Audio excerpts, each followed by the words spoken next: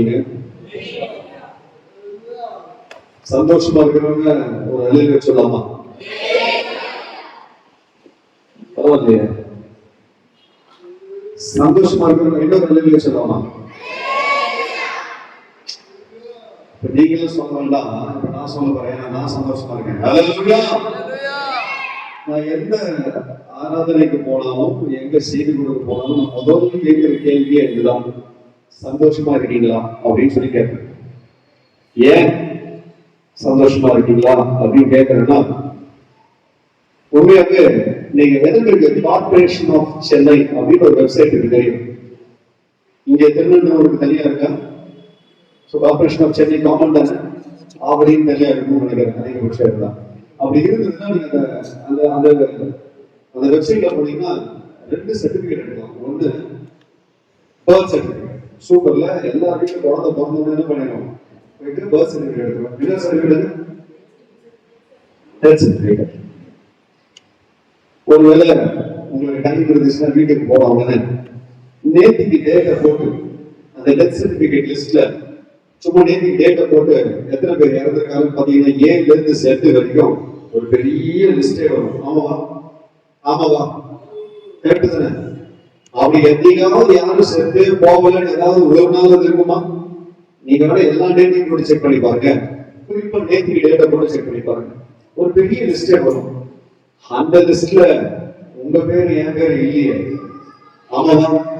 உங்களுக்கு என்ன ஆண்டவர் வடகை போட்டு உட்கார வச்சிருக்கிறாரு, அவரை ஆராதிக்கும்படி. அப்ப இதை விட ஒரு பெரிய காரணம் வேணும் நம்ம சந்தோஷமா இருக்கிறதுக்கு, இல்லதானே?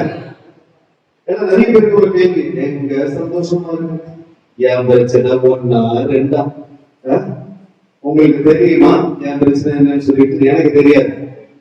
ஆனா உங்களுக்கு ஒண்ணு தெரிஞ்சுக்கோங்க, இன்னைக்கு நீங்க இங்க உட்கார்ந்து இருக்கிறீங்கன்னா அது தேவனுடைய கிருபை. அது தேவனுடைய தயவு. எத்தனையோ பேருக்கு கிடைக்காத ஒரு கிருபையை உங்களுக்கு எனக்கு கொடுத்திருக்காரு. ஆமாவா? அப்ப சந்தோஷமா இருக்குமா? வேணாம்? அப்ப நீங்களே ஒரு அழிவு வச்சிருங்களேன். சவுண்ட் குறைஞ்சிருச்சு, ஒதுக்க முடியாது. இப்ப நீங்க சந்தோஷமா இருக்கிறத இந்த திருநெல்வேலி ரயில்வே ஸ்டேஷன்ல இருக்கிறவங்க கேட்கணும். அப்ப எப்படி சொல்லிங்க? நீ பாரு, நம்ம நீ பாரு உன்னதான் பாப்பா அப்படியே விட்டுவாங்க. சரி, போயிட்டு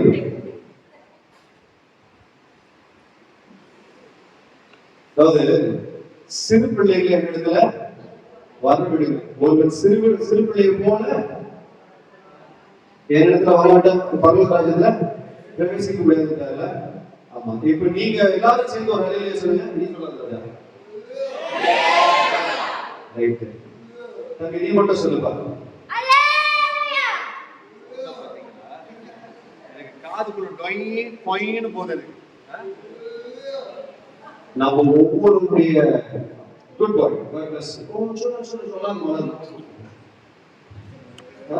நம்ம ஒவ்வொருடைய சத்தம் எப்படிதான் இருக்கணும்? ஏன் தெரியுமா? அந்த வயசுக்கு பயமும் தெரியாது, அந்த வயசுக்கு கவலையும் தெரியாது, அந்த வயசுக்கு எதுவுமே தெரியாது. அந்த வயசுக்கு தெரிஞ்சதுல ஒண்ணு தான், என் அப்பா இருக்காங்க, என் அப்பா இருக்காங்க. யாருக்காங்க? என் அப்பா இருக்கிறாங்க, எப்பா இருக்காங்க. Don't care life style. என்ன லைஃப் ஸ்டைல்? பக்கத்துல பார்த்து டோன்ட் கேர் லைஃப் ஸ்டைல். இந்த லைஃப் ஸ்டைல நம்ம பிராக்டிஸ் பண்ணிட்டு வருவீங்க. என்ன மாதிரி? எனக்கு ஒரு அப்பா இருக்கிறாருப்பா, எனக்கு ஒரு அப்பா இருக்கிறாரு, அவர் எல்லாத்தையும் பார்த்துக்குவார். ஹல்லேலூயா. இந்த ஒரு மனநிலையோட நம்ம தேவ வார்த்தையை கேட்க கடந்து போவோம். நிச்சயமாக நம்ம ஆவியானவர் நம்ம ஒவ்வொருவரோடு கூட இடைப்படுவார். ஹல்லேலூயா, ஹல்லேலூயா. எத்தனை பேருக்கு டைம் டிராவல் தெரியும்? டைம் டிராவல் தெரியுமா? கேள்விப்பட்டிருக்கீங்களா? நிறைய ஃபிக்ஷன் மூவிஸ்ல இருக்கும். இங்க இருந்து அப்படி அங்க போவாங்க, அங்க இருந்து அங்க போவாங்க. இன்னைக்கு ஆவியானவர் நம்ம எல்லாரையும் அப்படிதான் டைம் டிராவல் பண்ண சொல்ல போறாரு. எத்தனை பேர் டிராவல் பண்ண ரெடியா இருக்கு? ஒரு பெரிய டைம் மிஷின் ரெடி ஆயிடுச்சு, கதவை திறந்து உள்ள போறோம். நம்ம எல்லாரும் டைம் டிராவல் பண்ண போறோம். எத்தனை பேர் எப்ப டைம் டிராவல் பண்ண ரெடியா இருக்கீங்க? வரீங்களா? பத்திரமா கூட்டு வந்து விட்டுருவேன். கடந்த காலத்துல தொலைஞ்சிட மாட்டீங்க, எதிர்காலத்துல முழுகிட மாட்டீங்க. சரியா? போலாமா? அடுத்தது வாசிக்கலாம். இன்னைக்கு இருக்கிற செய்தியில நாம டைம் டிராவல் பண்ண போறோம். என்ன மாதிரி டைம் டிராவல் அப்படின்னா, what is today, what was yesterday, what is going to be tomorrow. இன்னைக்கு என்ன, நேற்று என்ன நடந்துச்சு, நாளைக்கு என்ன நடக்க போகுது நம்ம வாழ்க்கையில, அதை பார்த்துட்டு ஒரு டெலிபோன எங்கேயாவது கிளம்பி போய் திருநெல்வேலி ஊரை ஒரு கலக்கு கலக்கலாம். சரியா? திருநெல்வேலி ஊர் என்ன பண்ணணும்? சும்மா இருக்கக்கூடாது. இந்த திருநெல்வேலி ஊர் பார்க்கும்போது வரும்போது ரொம்ப ட்ரையா ஃபீல் பண்றேன். இனி ட்ரையாலாம் இருக்கக்கூடாது. ஒரு அலப்பற சத்தம் கேட்கணும். என்ன சத்தம்? ஆமா, ஒரே அட்ராசிட்டியா இருக்கு, தாங்க முடியல சொல்லணும். அந்த அளவுக்கு நீங்களும் நானும் இறங்கி வேலை செய்யணும். அதுக்கான நேரம் வந்தாச்சு. அதுதான் ஆகியோர் நம்மளோட கூட பேச போகிறார்.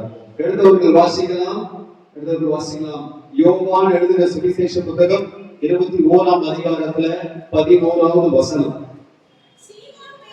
153 பெரிய மீன்களால் நிறைந்த வலையை எடுத்தான். ஆமா, கண்களை மூடி ஜெபிக்கலாமா? அன்பும் இரக்கமும் பெருமையும் நிறைந்த நல்ல தகவல், தர்மையான மனமகிழ்ச்சி நாளுக்காக நன்றி. அப்ப இந்த கால வேளையில உங்களுடைய ஆராதனை, உங்களை ஆராதிக்கும்படி ஆலயத்திற்கு எங்களை ஜீவனோடு கொண்டு வந்து உட்கார வைத்தவருடைய தயவுக்காக நன்றி. இந்த நாளிலும் தகப்பனே, நிச்சயமாகவே இங்க வந்திருக்கிற ஒவ்வொருவரும் இன்றைய தேவனோடு கூட என்ன பேசுவார், அநேக கேள்விகளோடு அநேக தேவைகளோடு வந்திருப்பார்கள். அதே நேரத்துல நீரும் இந்த இடத்துல என் ஜனங்கள் எனக்காக என்ன செய்ய போகிறார்கள் என்ற ஒரு பாரத்தோடு வந்திருக்கிறீர். இங்க ஒரு ரெசிபிகேஷன் நடக்கும்படியாக, ஒவ்வொருவரும் இங்க கொடுக்கல் வாங்கலோடு புறப்பட்டு போகும்படியாக என் தேவாவியானவரை அசைப்பட வேண்டுமாய் ஒப்பு கொடுத்து ஜெபிக்கிறேன் நல்ல பிதாவே. ஆமென். இங்க இந்த வசனம் ரொம்ப அழகான ஒரு வசனம் பாருங்க. நமக்கு எல்லாம் தெரிஞ்ச பரிச்சயமான ஒரு பகுதி தான். சீமோன் பேதுரு படவில் ஏறி 153 பெரிய மீன்களால் நிறைந்த வலையை கரையில இழுத்தான். எத்தனை மீன்கள் இருந்தும் வலை கிழியவில்லை. இந்த சம்பவம் நமக்கு எல்லாம் நல்லா தெரிஞ்ச சம்பவம் தானே. என்ன நடந்துச்சு இதுக்கு முன்னாடி பார்த்தா, ஆண்டவராகிய இயேசு கிறிஸ்து மரித்து அடக்கம் பண்ணப்பட்டு உயிரோடு எழுந்து 1-2 தரிசனத்தை கொடுத்து, அதுக்கப்புறம் நம்ம பேதுருவை என்ன பண்ணாரு? முதல் வசனத்தை வாசிங்க.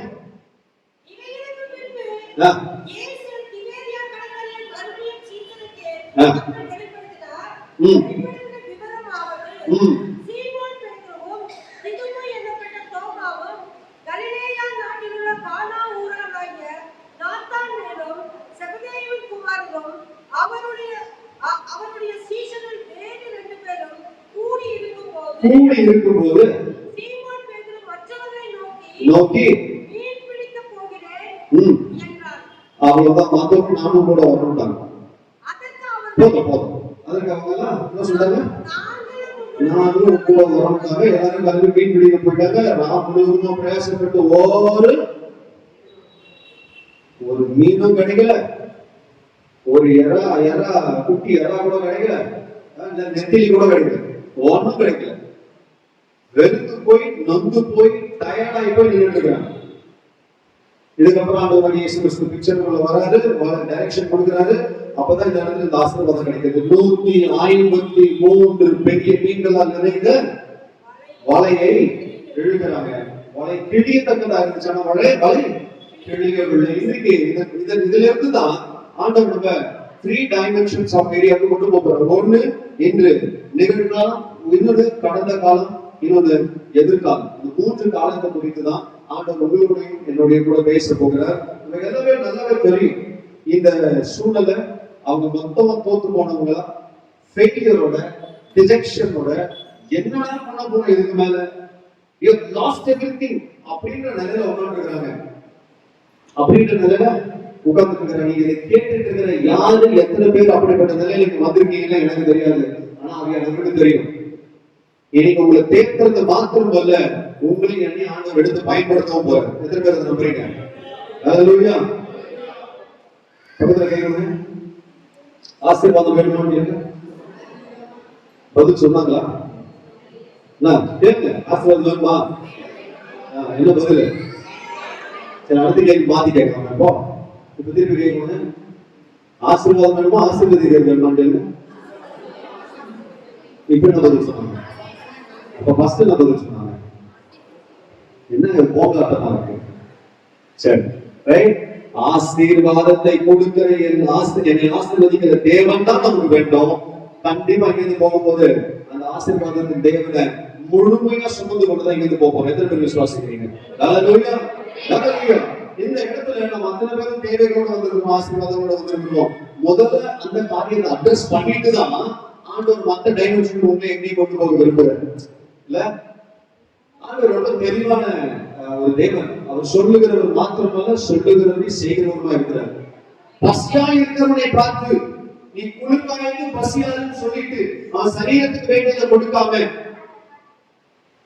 குளிர்காய்ந்து பசியான்னு சொல்றதுனால பிரயோஜனமே இல்லைன்ற. ஐயா, பசியா இருக்கிறவனுக்கு அவன் சரீரத்துக்கு வேண்டியதை கொடுக்காம அவனை பார்த்து I will pray for you my dear brother அப்படின்னு சொல்லிட்டு போகிறதுல அவருக்கு விருப்பம் இல்லைன்னு எப்படி யாக்கோபுல சொல்லியிருக்கிறோம், அதே போலதான் இங்கேயுமே ஆண்டவர் முதல்ல நம்மளோட பிரச்சனையை அட்ரஸ் பண்ணிட்டு அதுக்கப்புறம் நம்மளால் ஆன பிரச்சனையை அட்ரஸ் பண்ண போறாரு.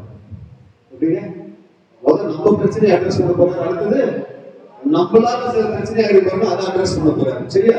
இங்க ஆண்டவர் இந்த நிலைமையில இருக்கிற இந்த பேதுருவை பார்த்து ஆண்டவர் 5வது வசனத்துல ஒரு கேள்வி கேட்கிறாரு. இயேசு அவர்களை நோக்கி, பிள்ளைகளே புசிக்கிறதுக்கு ஏதாயிலும் உங்களுக்கு உண்டோ என்றார். அதற்கு அவர்கள் ஒன்றுமில்லை. அதாவது இந்த வெந்த புண்ணுல வேலை பார்த்து கேள்விப்பட்டிருக்கீங்களா? வெந்த புண்ணுல, ஆமா, எரியிற நெருப்புல எண்ணெய் ஊற்றி அடம்பாங்க. இந்த மாதிரிதான் இந்த கேள்வி அந்த இடத்துல அவங்களுக்கு இருந்திருக்கும். ஆல்ரெடி ஒண்ணும் இல்லாம வெறும் கையோடு நிற்கிறாங்க. அவங்களை பார்த்து ஏசு என்ன கேட்டிருக்கணும்? மகனே, மே ஐ ஹெல்ப் யூ அப்படின்னு கேட்டுக்கணும். கரெக்டா? Michael sir, May I help you, உனக்கு என்ன பிரச்சனைப்பா, உனக்கு என்ன உதவி வேணும்னு கேட்டுக்கணும். ஏன்னா அவங்களுக்கு தெரியும் தானே. ஆனா என்ன கேட்கிறாரு? சாப்பிடுறது ஏதாவது நம்மளோட வாழ்க்கையில நம்ம கிட்ட இல்லாததை கூட நம்ம ஏத்துக்கலாம். ஆனா என்கிட்ட இல்லன்னு ஒருத்தர் தெரிஞ்சு என்கிட்ட உதவி கேட்கறான் பாருங்க, அது மட்டும் நம்மளால ஏத்துக்க முடியாது. கரெக்டா? அந்த மாதிரி யாரும் கேட்டா எப்படி இருக்கும்? ரெண்டு விதமா இருக்கும். ஒண்ணு, எவ்வளவு இருந்தா என்கிட்ட இல்லன்னு தெரிஞ்சு கேட்பான். இப்போ உதாரணத்துக்கு பாத்தீங்கன்னா சில பேரு வெளியில கிளம்பிட்டு இருப்பாங்க. வீட்டுல கிளம்பிட்டு இருக்கும்போது யாரும் என் ஃப்ரெண்ட்ஸோ இல்ல அண்ணன் பிரதர்ஸ் யாரா இருந்தாங்க தலையை வாரிட்டு சீப்பை என்கிட்ட கொடுப்பாங்க. அவங்க தலையை வாரிட்டு அவங்க சீப்பை இந்த அண்ணன் கொடுப்பான். அப்படி எப்படி இருக்கும்? நட்டம் தானே பண்றேன், ஒரு நாள் நீ இந்த நாளைக்கு வருவேன் அப்படின்னு நம்ம ஆசீர்வதிச்சிருக்காங்க. சரி, அது வேற நட்டம். அந்த மாதிரி நம்ம கிட்ட எது இல்லையோ அந்த நேரத்துல என்ன பண்ணுவாங்க? அந்த காரியத்தை நம்மளுக்கு ரெண்டு விதத்துல இருக்கும். ஒண்ணு, என்ன வெறுப்பேற்றான். இன்னொன்னு, என்ன கேட்டுட்டாங்க என்னால கொடுக்க முடியலையே, என்ன கேட்டுட்டாங்க என்னால கொடுக்க முடியலையே, ரெண்டு விதமான வேதனைக்குள்ள நம்ம கடந்து போவோம். அந்த நேரத்துல சில பேர் என்ன பண்ணுவாங்க தெரியுமா? தன்னிடத்துல இல்லன்றத அக்செப்ட் பண்ணிக்காம என்கிட்ட கேட்டுட்டாங்க, என் ஸ்டேட்டஸ் எனக்கு கேட்டுட்டாங்க, அதுக்காக என்ன பண்ணுவாங்க? கடனை உடனே வாங்கி எதையும் ஒண்ணு பண்ண முயற்சி பண்ணுவாங்க. ஆனா இந்த இடத்துல பேதுரு அதை பண்ணல. பேதுரு என்ன பண்ணாரு? புசிக்கிறது ஏதாவது இருக்கான்னு கேட்டா அவர் யாரு? ஃபிஷர்மேன், PhD பண்ணாரு ஃபிஷிங்ல. அவருக்கு தெரியும் வாசனையில சொல்லுவாரு எந்த பக்கம் எந்த மீன் வருதுன்னு சொல்லி, அந்த காத்துல சொல்லுவாரு இப்ப இந்த இடத்துல இவ்வளவு மீன் வந்துடும் சொல்லி. அப்படிப்பட்ட ஒரு ஒண்ணு இல்லாம நிக்கிறாரு. இப்ப இயேசு வரும்போது கேட்கிறாரு புசிக்கிறதுக்கு ஏதாவது இருக்கான்னு கேட்டா, இப்ப இவரோட பிரெஸ்டீஜ் இஷ்யூ ஸ்டேட்டஸ் என்ன பண்ணிருக்கோம்? லார்ட் ஜஸ்ட் கொஞ்சம் வெயிட் பண்ணுங்க, அந்த காத்து வந்து லெஃப்ட்ல போய் ரைட்ல திரும்பினோம்னா எனக்கு ஃபிஷ் ஓட தரேன் ஏதாவது சொன்னாரா? கிடையாது. அந்த இடத்துல பீட்டர் பண்ண முதல் காரியம், பேதுரு பண்ண முதல் காரியம் என்ன தெரியுமா? He surrendered and submitted. Lord, ஆண்டவரே, என்னிடத்துல ஒண்ணுமே இல்லை, என்னிடத்துல ஒண்ணுமே இல்ல. சமயங்கள்ல நம்மளோட வாழ்க்கையில நம்ம மேனிபுலேட் பண்ண ட்ரை பண்றோம், மேக்கப் பண்ண ட்ரை பண்றோம், அது வேண்டாம். அதனால இன்னும் நம்மள உருவு குத்திக்கிட்டே தான் இருப்போம், இன்னும் வலி வேதனை ஜாஸ்தியாகும். என்னைக்கு என்கிட்ட என்ன இல்லையோ, இல்லைன்னா இல்லைன்னு சொல்லி ஆண்டவர்கிட்ட சரண்டர் ஆகிடுப்பான். இன்னைக்கு நிறைய பேரோட பிரச்சனையை மேக்கப் பண்ண ட்ரை பண்ணி தான் இன்னைக்கு பல பிரச்சனைக்கு பல பேர் கடனே மாட்டிக்க ஆரம்பிச்சிருவோம். அதெல்லாம் வரக்கூடாதுன்னா உள்ளதை உள்ளதென்றும் இல்லதை இல்லதென்றும் சொல்லுங்கள், இதற்கு மிஞ்சினது அப்ப மேக்கப் பண்றது தீமை, அது தீமைனா உண்டானது. So let us have that heart. நம்ம அந்த இருதயம் இருக்கட்டும். ஆண்டவரே உங்ககிட்ட நான் மறைக்க முடியுமா? தாவீது கேக்குறாரு, நான் நிர்வாணியா இருக்கிறது எதிரிக்கு. You know my heart. உங்களுக்கு எதையுமே மறைக்க முடியாது. அப்ப நம்ம ஆண்டவர்கிட்ட at least not with people, be at least with the Lord. ஆண்டவர்கிட்ட கையை தூக்கலாமா? அப்பா என்கிட்ட ஒண்ணுமே இல்ல, என்னால ஒண்ணுமே பண்ண முடியல, நீங்க பாத்துக்கோங்க. எத்தனை பேர் இன்னைக்கு உங்களுடைய இருதயத்திலிருந்து தேவன்கிட்ட உங்க சரண்டர் பண்ண போறீங்களோ? நீங்க சரண்டர் பண்ணீங்கன்னா தான் அதுக்கப்புறம் தான் அற்புதத்தை நீங்க பார்க்கவே முடியும். 6வது வசனத்தை வாசிங்க. அப்பொழுது அவர்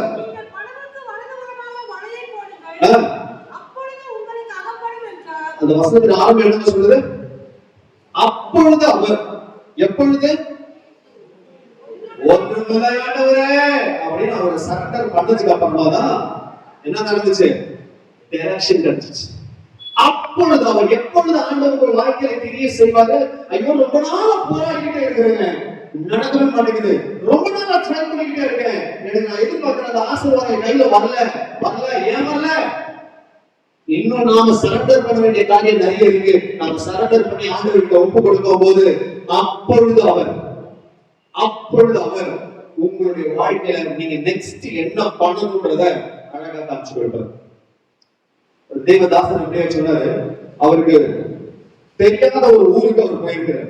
தெரியாத ஒரு ஊருக்கு போயிருக்கிறாரு. அவருடைய நண்பருடைய ஒரு காரை வாங்கிட்டு போறாரு. ரூட்டே தெரியாத அந்த ஊர்ல அவருக்கு. சோ போக வேண்டிய இடத்துக்கு அந்த கூகுள் மேப்ல வந்து அந்த மேப் போட்டுட்டு அவர் போயிட்டே இருக்கிறாரு. அந்த மேப் எங்கெல்லாம் காமிக்குதோ அந்த மேப் ஏத்த மாதிரி போயிட்டே இருக்கிறாரு. ஒரு ஸ்டேஜ்ல பார்த்தா இவருக்கு எதுக்கு பார்த்தா தெரியுது முட்டு சந்து.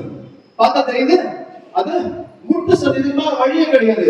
ஆனா மேப் சொல்லுது ரைட் எடுன்னு. இவர் போக போக போக போக ரைட் லெஃப்ட் எதுவுமே காணோம், பார்த்துட்டே இருக்காங்க. மேப் சொல்லுது ரைட், ஆனா பார்வைக்கு ஒண்ணுமே தெரியல. ஆனா இவர் என்ன பண்றாரு? மேப் மட்டும் ஃபாலோ பண்ணிட்டே போறாரு. கடைசியா போனா அங்க ஒரு ரைட் இருந்துச்சு.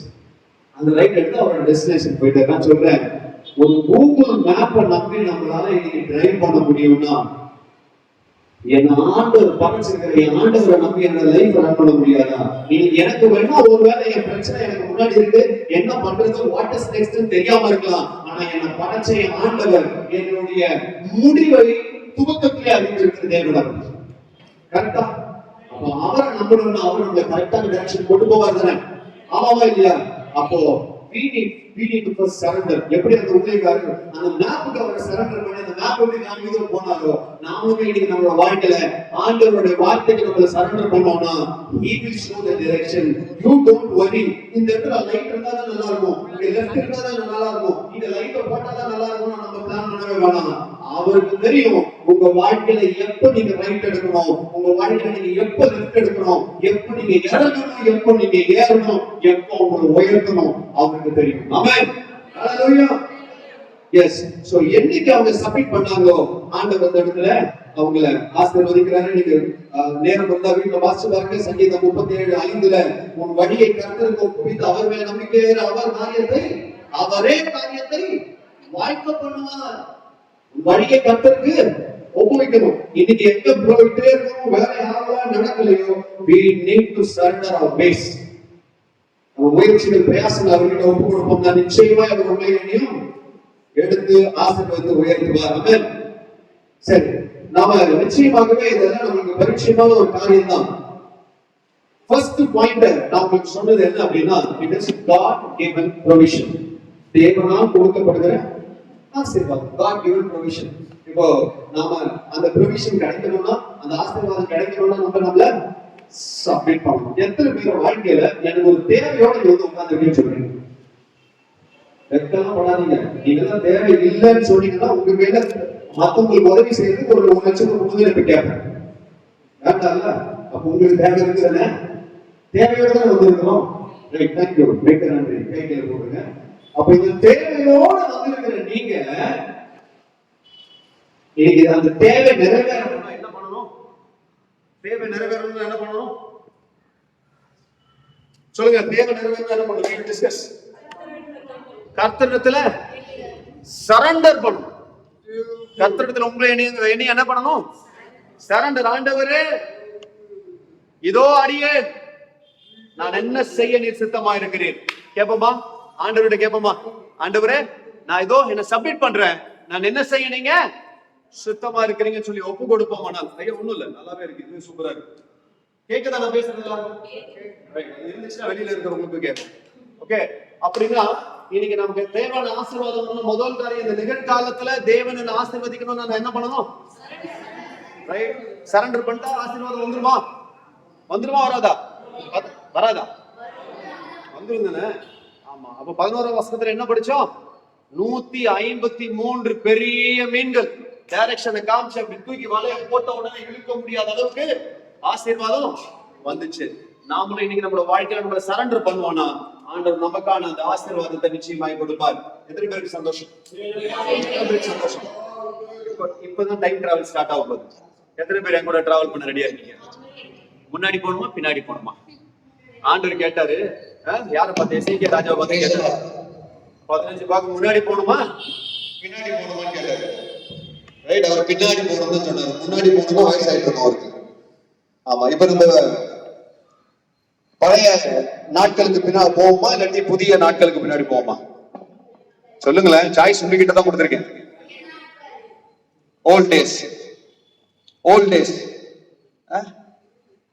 ஓல்ட் இஸ் கோல்டுங்க. Okay I'm okay, I'm okay.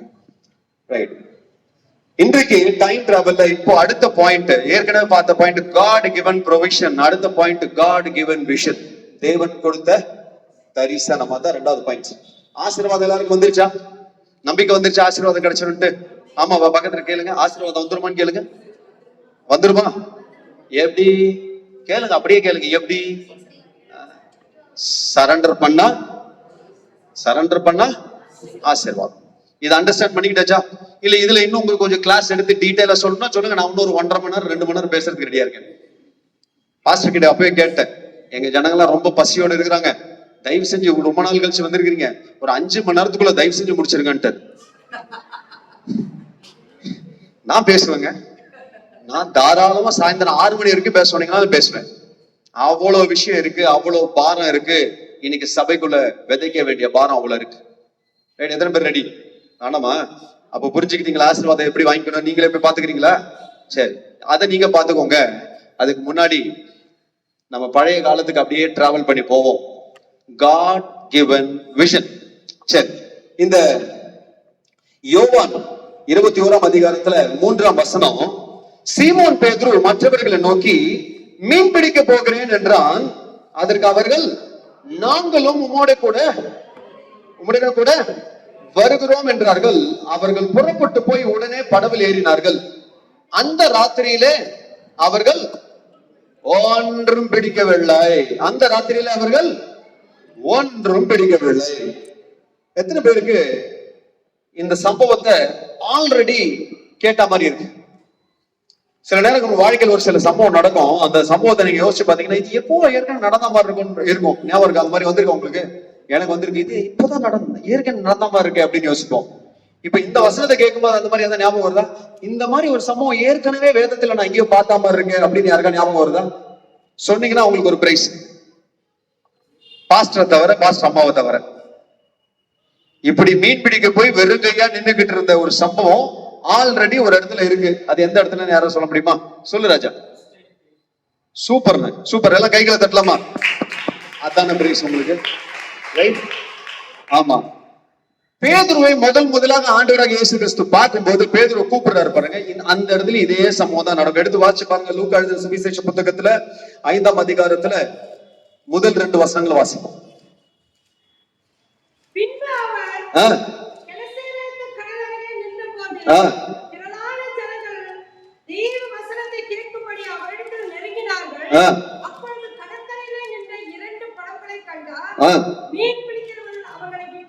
விட்டிறங்கி அலசி கொண்டிருந்தார்கள். இங்க பேதுருவும் அவனோடு கூட இருந்த சகோதரர்களும் கூட்டாளிகளும் போய் அவங்க என்ன பண்றாங்க? இதே மாதிரி போய் மீன் பிடிக்க போயிருக்கிறாங்க. மீன் பிடிக்க போய் முழுவதுமா என்ன பண்ணிருக்காங்க? ஒண்ணும் கிடைக்காம வெறுமையா வந்து நீங்க என்ன பண்ணிட்டு இருக்காங்க? வாழையை அலசிட்டு. இந்த சீன் அப்படியே எல்லாரும் மைண்டுக்குள்ள கொண்டு வாங்க. இந்த பிக்சரை வாழையை அலசிக்கிட்டு நின்றுட்டு இருக்காங்க. அப்போ ஆண்டவராக இயேசு கிறிஸ்து கடல் ஓரமா நடந்து வர்றாரு. அங்க இருக்கிற ஜனங்களுக்கு போதகம் பண்ணும்படியாக திரளான கூட்டம் சேர்ந்துருச்சு கடல் கரையில. அப்படியே முன்ன வராங்க. இப்ப இவங்க எல்லாரையும் பார்த்து பேசுறதுக்கு இயேசுவால முடியல. அவர் கரையில நின்று இருக்கிறாரு, மக்கள் அப்படி நின்று இருக்கிறாங்க. உடனே அப்படி திரும்பி பாக்குறாரு, அங்க என்ன இருக்கு? 2 படகு இருக்கு.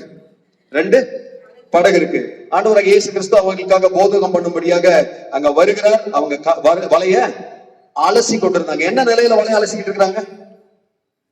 மறுபடியும் தோல்வியோட, ஏமாற்றத்தோட, வெறுங்கையோட நின்னு வலைய அலசி கொண்டு இருக்கிறாங்க. நீங்க 3வது வசனத்தை வாசிங்க. அப்பொழுது அந்த படகுகளில் ஒன்றில் ஏறினார். இருங்க. அப்பொழுது அந்த படகுல ஒன்றில் ஏறினார். தோற்று போன நிலைமையில வந்து நின்றுட்டு இருக்கிற அந்த படகை பத்தி பேதுரு அந்த இடத்துல பெருசா பிரேயர் பண்ண மாதிரி தெரியல. அவர் சூழ்நிலையை பத்தி அவர் சொன்ன மாதிரி தெரியல. ஆனா ஆண்டவராகிய இயேசு கிறிஸ்து தானாகவே வந்து அந்த படகுல ஏறி கொள்கிறார். தானாகவே வந்து அந்த படகுல ஏறி கொள்கிறார். நீங்க ஒரு விஷயம் தெரிஞ்சுக்கணும், என் சூழ்நிலை, என் பிரச்சனை யாருக்கும் தெரியாது.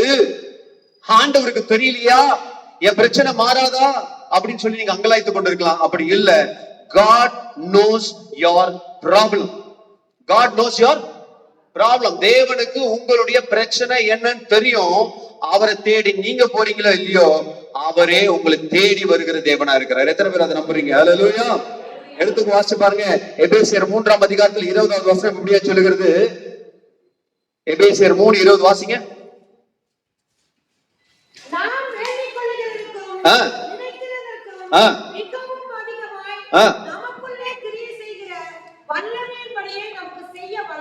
நாம் வேண்டிக் கொள்வதற்கும் எண்ணிக்கொள்வதற்கும் மிகவும் அதிகமாய் கிரியை செய்கிற தேவனாம்.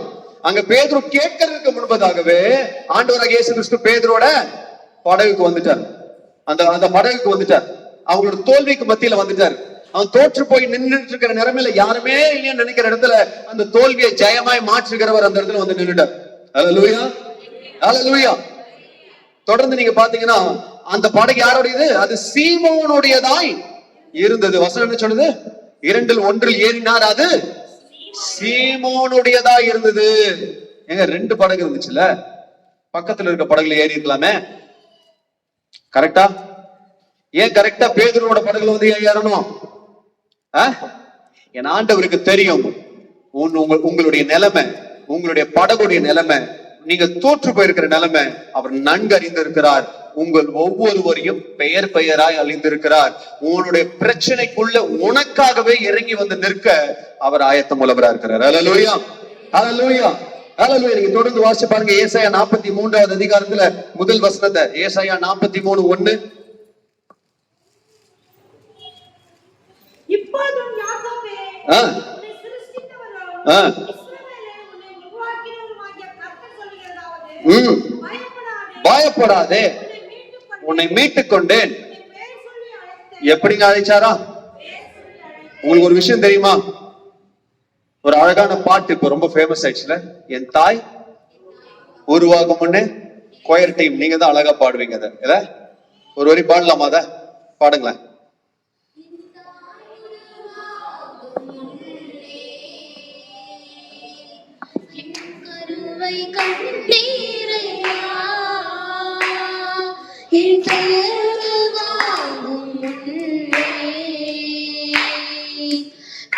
சொல்லி அழைத்தீரையா, என் தாயுருவாகும் முன்னே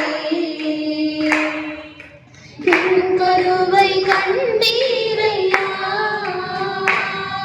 என் பெயருருவாகும் முன்னே பெயர் சொல்லி அழைத்தீரையா. எப்படி பாவமக்கு நன்றி சொல்லுவேன், சொல்ல வார்த்தையே இல்ல. நீங்க போதும் என் வாழ்க்கை முழுவதும், வேறு ஆசையே இல்ல. எப்படி பாவமக்கு நன்றி சொல்லுவேன், சொல்ல வார்த்தையே இல்ல. நீங்க போதும் என் வாழ்க்கை முழுவதும், வேறு ஆசையே இல்ல. ஹல்லேலூயா, ஹல்லேலூயா. என் தாய் உருவாகும் முன்னே என்னை அறிந்திருக்கிற தேவன், என் பெயர் உருவாகும் முன்னே என்னை அறிந்திருக்கிற தேவன் அவர். ஹல்லேலூயா. என் அம்மாவுக்கும் என் அப்பாவுக்கும் என் பேரு தெரியறதுக்கு முன்னாடியே, உங்க பேரு தெரியறதுக்கு முன்னாடியே உங்க பேரை அறிந்திருக்கிற ஒரு தேவன் உண்டு. ஹல்லேலூயா, ஹல்லேலூயா. சில பேருக்கு குழந்தை பாக்கியம் இல்லாம, ஐயோ எனக்கு என்ன குழந்தை பிறக்கலைன்னு கவலையோட இருப்பாங்க, வேதனையோட இருப்பாங்க. குழந்தையே பிறக்காதுன்ற நிலைமையில டாக்டர் ரிப்போர்ட் எல்லாம் கொடுத்திருப்பாங்க. ஆனா என் ஆண்டவருக்கு தெரியும், உங்களுடைய கருவில அவர் ஒரு நாமத்தை வைத்திருக்கிறார். அந்த நாமம் சாமுவேலை போல ஒரு மகிமை உள்ள நாமமா தான் இருக்கும். ஹல்லேலூயா, ஹல்லேலூயா. யாருக்கும் தெரியாது, அண்ணாளுக்கு தெரியாது, எல்கானாக்கு தெரியாது, சுத்தி இருக்கிற யாருக்குமே தெரியாது, ஏலிக்கு தெரியாது. ஆனா என் ஆண்டவருக்கு தெரியும், ஒரு சாமுவேல் இருக்கிறாரு உன் கருவுக்குள்ள. அந்த நேரம் வரும், ஆண்டவர் வெளியில தூக்கிட்டு வருவார். ஹல்லேலூயா. தாமதமா வந்தாலும் மகிமையா வரும். பக்கத்துல கை கொடுத்து சொல்லுங்க, தாமதமா வந்தாலும் அது எப்படி வரும்? மகிமையா வரும். மத்தவங்களுக்கு பிறந்தா அது சாதாரண குழந்தை, ஆனா உனக்கு வரப்போது தீர்க்கதரிசி. ஹல்லேலூயா. மத்தவனுக்கு கொடுக்க போகிறது சாதாரண ஆசீர்வாதம், உனக்கு கொடுக்க போறது மகிமையான ஆசீர்வாதம். தேவன் உங்களை நாமத்தை அறிந்திருக்கிறார். ஹல்லேலூயா, ஹல்லேலூயா. எஸ். சோ ஆண்டவர் உங்களை பெயர் சொல்லி அறிந்திருக்கிறார். உன் படகு என்ன, உன் நிலைமை என்ன, அது ஆண்டவருக்கு நன்றாக தெரியும். அதை கரையில் இருந்து சற்றே தள்ளும்படி அவனை கேட்டுக்கொண்டார். என்ன கேட்டாருங்க? இதுல நம்ம லூக்கா 5ஆம் அதிகாரத்துல 3ஆம் வசனத்துல பாத்தீங்கன்னா, கரையிலிருந்து சற்றே தள்ளும்படி பேதுருவை பார்த்து கேட்கிறாரு. பேதுருவோட படகுல வந்து ஏறும்போது பேதுரு பார்த்துட்டு, ஹலோ ஹலோ ஹலோ, யார் பாணி, என்ன வேணும் உனக்கு? நானே நொந்து போய் வந்து நின்று இருக்கிறேன், நீ யார் படகுல ஏற, இறங்கி போப்பா சொன்னாரா? சொல்லல. பிரமித்து போய் பார்த்துட்டு இருக்கிறாரு. அப்படியே பாக்குறாரு. He allowed. ஆண்டவர் வர்றதுக்கு இடம் கொடுத்தாரு. பழைய அலசிக்கிட்டு இருக்கிறாரு. உள்ள ஏறினவர் சும்மா இல்லாம என்ன பண்றாரு? கொஞ்சம் தள்ளுப்பா உள்ள. என்ன பண்ணு? உள்ள தள்ளு, நான் பிரசங்கம் பண்ணணும்ன்றாரு. அப்ப அவரை பேதுரு என்ன சொல்லியிருக்கலாம்? நீங்களும் நானா இருந்தாலும் சொல்லியிருப்போம், காலையில இருந்து டீ ஆத்துறேன், ஒன்னும் ஆகல, கடைய சாத்துற நேரம் வந்துருச்சு, டீ வந்து கேட்ட, அதெல்லாம் இல்ல, அடுப்பெல்லாம் கழுவி எடுத்து வச்சாச்சு, கொஞ்சம் கிளம்புப்பா அப்படின்னு சொல்லுவோம். என் சூழ்நிலை நான் இப்படிதான் சொல்லியிருப்பேன். பேதுரு என்ன சொல்லல, sir sorry sir, time over, duty முடிஞ்சிடுச்சு, நான் கிளம்புறேன் அப்படின்னு சொன்னாரா? இல்ல. என்னங்க பண்ணணும்? என்ன கேட்டீங்க? படகு உள்ள தள்ளுமா? சரி, ஓகே. அவருக்கு தெரியல நான் ஏன் தள்ளுறேன்னு தெரியல அவருக்கு. என் சூழ்நிலை இவ்வளவு மோசமா இருக்கு, நான் வேற ஏதோ யோசிச்சுக்கிட்டு இருக்கேன்னு இவரு நான் படக, சரி ஓகே. அவரோட பிரச்சனைக்கு மத்தியில் அவர் என்ன பண்றாரு? இயேசு உட்கார வச்சு அந்த படக தள்ளுறாருங்க. அந்த படக தள்ளுறாரு. அருமையான தெய்வ ஜனங்களே, தோல்விக்கு மத்தியில, போராட்டத்துக்கு மத்தியில நாம எல்லாருமே யோசிக்கிற ஒரு நிலைமை என்ன தெரியுமா? நான் எப்படி போய் ஆண்டவரோட ஊழியத்தை செய்ய முடியும்? என் பிரச்சனை, என் போராட்டம் கொஞ்சமா நஞ்சமா? எனக்கு இருக்கிற கடன் பிரச்சனை, என் வீட்டு வாசல்ல இருக்கிற பிரச்சனை, இதெல்லாம் கொஞ்சமா நஞ்சமா? நான் எப்படி போய் ஊழியம் பண்ண முடியும்? சாட்சியே இல்லையா என்கிட்ட, நான் எப்படி போய் ஊழியம் பண்ண முடியும்? சொல்றேன், உன் தோல்விக்கு மத்தியில தேவனுடைய வேலையை செய்யறதுக்கு உன் வாழ்க்கையை நீ ஒப்பு கொடுத்து மாத்திரம் பாரு. அதுக்கப்புறம் ஆண்டவர் அதை எப்படி மாத்திராருன்னு மாத்திரம் பாரு. ஹல்லேலூயா, ஹல்லேலூயா. உன் தோல்விக்கு மத்தியில, உன் வியாபாரத்துல ஆண்டவருக்காக கொஞ்சம் அவர் கனப்படுத்துறதுக்கு இடத்தை கொடுத்து பாரு. உன் வேலையில வருமானம் இல்லாத நிலையில நீ ஆண்டவரோட ஊழியத்தை பண்றதுக்காக சபையோட இணைந்து செயல்பட்டு பாரு. அதுக்கப்புறம் உன் வாழ்க்கை எப்படி மாறுதுன்றதையும் பாரு. ஹல்லேலூயா. இந்த இடத்துல அந்த தோல்வியின் மத்தியில தான் இவர் படகை தள்ளிட்டு போறாரு. எத்தனை பேருக்கு சமாரிய ஸ்திரியை பத்தி நல்லா ஞாபகம் இருக்கு? இந்த சமாரிய ஸ்திரி என்ன பண்ணாங்க?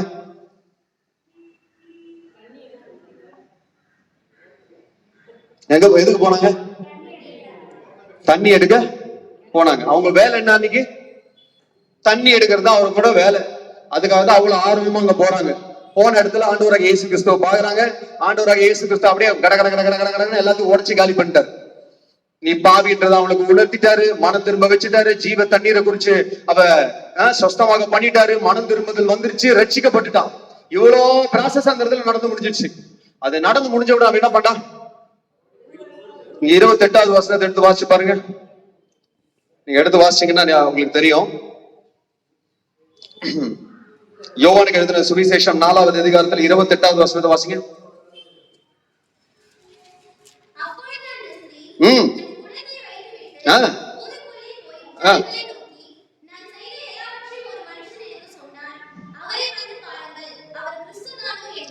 அவன் வந்து என்ன சொல்றான், அந்த வசனம் எப்படி சொல்லிருக்கீங்க? அவ அத இல்ல ஸ்டார்டிங். அப்பொழுது அந்த ஸ்திரீ என்னது ஏங்க, அப்பொழுது அந்த ஸ்திரீ ஊருக்குள்ளே போய் அப்படின்னு சொல்லிருக்கலாமா? அந்த குடத்தை வைத்து விட்டு மட்டும் எடுத்துட்டு அந்த வசனத்தை வாசிங்க. கரெக்டா தானே இருக்கு, அர்த்தம் மாறல. அப்பொழுது அந்த ஸ்திரீ ஊருக்குள்ள போய் ஏசப்பா வந்திருக்கிறாரு வாங்கப்பா அப்படின்னு கூப்பிட்டாரு போட்டிருக்கலாம். இந்த இடத்துல குடத்தை வைத்து விட்டு அப்படின்னு ஒரு வார்த்தை இந்த இடத்துல எதுக்கு ஆட் பண்ணும்? கரெக்ட். அவ எந்த வேலையாக வந்தாலோ அந்த வேலையை காட்டிலும் தேவ ராஜ்யத்துடைய வேலையை செய்யறது அவளுக்கு முக்கியமா தெரிஞ்சிச்சு. அதனால அவ வந்த வேலையை விட்டுட்டு ஆண்டவருடைய வேலையை செய்யும்படி ஊருக்குள்ள ஓடி போய் இதோ ஒருவர் இருக்கிறார் வாங்க. எஸ், அவ வேலைக்கு மத்தியில அதை விட்டுட்டு ஆண்டோட ராஜ்யத்தின் வேலையை பார்க்க ஆரம்பிக்கிறா. அவள் நிமித்தம் அந்த ஊரே ரட்சிக்கப்பட்டது என்று பார்க்கிறோம். அல்லேலூயா. அருமையான தேவ ஜனங்களே, இன்றைக்கு உங்க வேலைக்கு மத்தியில, உங்களுடைய தோல்விகளுக்கு மத்தியில நீங்க ஆண்டவருக்காக இடத்தை விட்டு கொடுத்து சின்ன ஒரு பிரேயர் செல், சின்ன ஒரு டிராக்ஸ் ஊழியம், சபையோட இணைஞ்சு ஒரு சின்ன ஊழியத்தை செய்யுங்க. ஹாஸ்பிட்டல்ல போய் மினிஸ்ட்ரி பண்ணுங்க, ஊழியத்தை பண்ணுங்க, ஆத்தும ஆதாய வேலையை பண்ணுங்க. பாத்திரம் தேய்க்கும் போது பக்கத்து வீட்டுக்காரம்மா கிட்ட கொஞ்சம் சத்தியத்தை சொல்லுங்க. காய்கறி வாங்கும் போது அந்த காய்கறிக்காரம்மா கிட்ட ஒரு வெங்காயம் எக்ஸ்ட்ரா போடு, தக்காளி எக்ஸ்ட்ரா போடு கேட்கிற நேரத்துல எக்ஸ்ட்ரா உங்க லைஃப்ல ஆசீர்வாதம் வேணா இயேசு வந்தா தான் நடக்கும் சொல்லுங்க. கறிக்கடை பாய் கிட்ட போன பாய் கொஞ்சம் எலும்பு போடு, தோஞ்சல் போடு, ஓஞ்சல் போடுன்னு கேக்குறோம்ல, அந்த இடத்துல அதெல்லாம் அதை தவிர வேற ஏதாவது கேட்டதோ அவர் அதை போடுறதுக்கு போது என் தலையை போட்டுருவாரு, என் கையை போட்டுருவாருன்னு பயம் நமக்கு. கரெக்டா? அவர்கிட்ட போய் பேச என்னத்தை போட்டுருவாரு, அப்புறம் நானே லெக் பீஸா மாறிடுவேன்ற பயம். அதெல்லாம் நடக்கட்டும், என்ன வேணா நடக்கட்டும். இந்த டயத்துக்கு நடுவுல நான் ஆண்டவரோட வேலையை செய்வேன் அப்படின்னு நீங்க ஒப்பு கொடுத்தீங்கன்னா உங்க வாழ்க்கை மாறும். நீங்க தொடர்ந்து அந்த 5வது அதிகாரத்தில், லூக்கா 5வது அதிகாரத்தில் 3வது வசனத்தை நான் தொடர்ந்து வாசிக்கிறேன். அதை கரையில் இருந்து சற்றே தள்ளும்படி அவனை கேட்டுக்கொண்டார். அந்த படவில் உட்கார்ந்து ஜனங்களுக்கு போதகம் பண்ணினார்.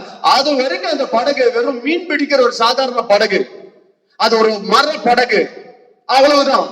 ஆனா எப்போ அந்த படகு அவன் ஆண்டவராகிய இயேசு கிறிஸ்து போதகம் பண்ணும்படியாக அதை தள்ளி கொடுத்தானோ அந்த படகு ஆண்டவரோட ஊழியத்தை நிறைவேற்ற ஒரு பலிபீடமா மாறிடுச்சு.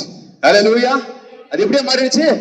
ஒரு சாதாரண படகு ஏராளமான ஜனங்களை ரட்சிப்புக்குள்ள நடத்துகிற ஒரு பலிபீடமா மாறிடுச்சு.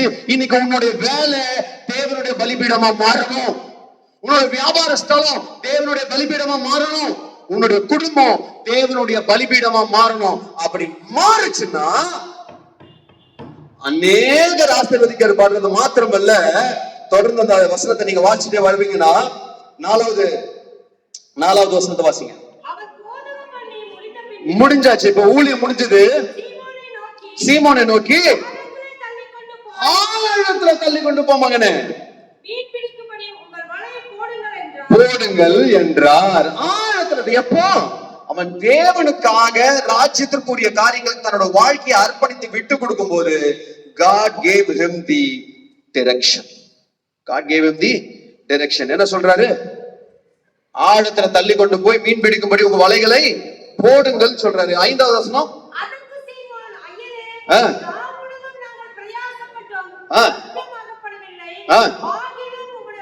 ஆகிலும் உம்முடைய வார்த்தையின்படி. 2வது பாக்குறோம், ஆகிலும் வார்த்தையின்படி. இங்க முதல் டைரக்ஷன் கிடைக்குது, 2வது சப்மிஷன் வேணும். என்னங்க, நான் தோத்துதான் போயிட்டேன், எனக்கு ஒண்ணு நடக்கலதான், அதெல்லாம் வேலைக்கு ஆகாதுங்க, இனிமேல் என்ன ட்ரை பண்ணாலும் நான் நல்லா வரவே மாட்டேன் அப்படின்னு சொல்றதை நிறுத்திட்டு நீர் சொல்லுகிற உம்முடைய வார்த்தையின்படியே வலையை போடுகிறேன் அப்படின்னு அவன் சப்மிட் பண்ணான், வலைய போட்டான். 6வது வசனத்தை வாசிங்க. எந்தபடியே செய்தாருங்க? அவ சொன்னபடியே செய்து